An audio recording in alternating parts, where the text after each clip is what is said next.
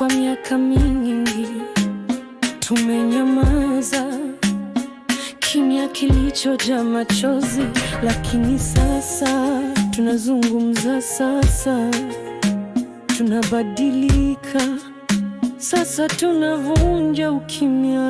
Dhiki ya kimya, wanaume wanapigana mioyoni, kimya kisichoeleweka, macho yanatabasamu, lakini ndani kuna machungu.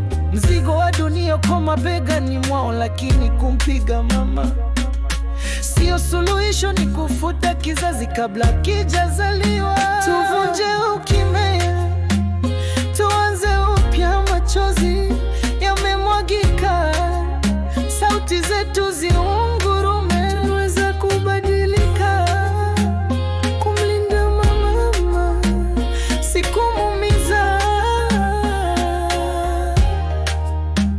Mzunguko wa maumivu, mama nakufa kwa mikono wa baba, ndo taji na mizi inakuwa ya kweli. Watoto shuhudia huzuni kichorwa ndani yao. Aliyejeruhiwa leo hujeruhi kesho, ni wakati wa kuivunja minyororo kwa upendo, sio kwa ngumi.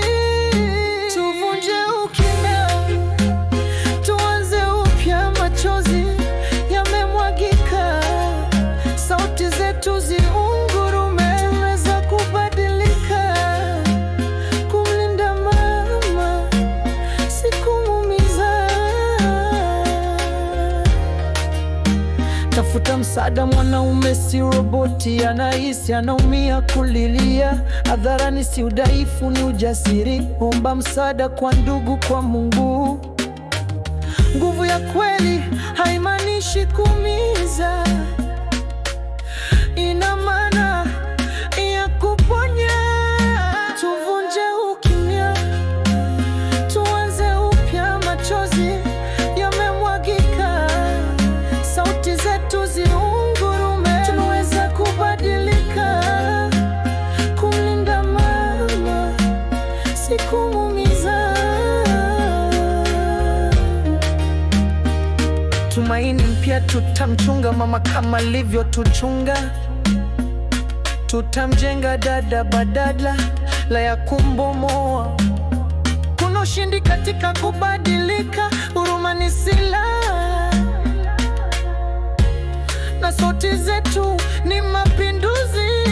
Tuvunje ukimya, tuanze upya, machozi yamemwagika, sauti zetu ziungurume, tunaweza kubadilika, kumlinda mama, si kumuumiza.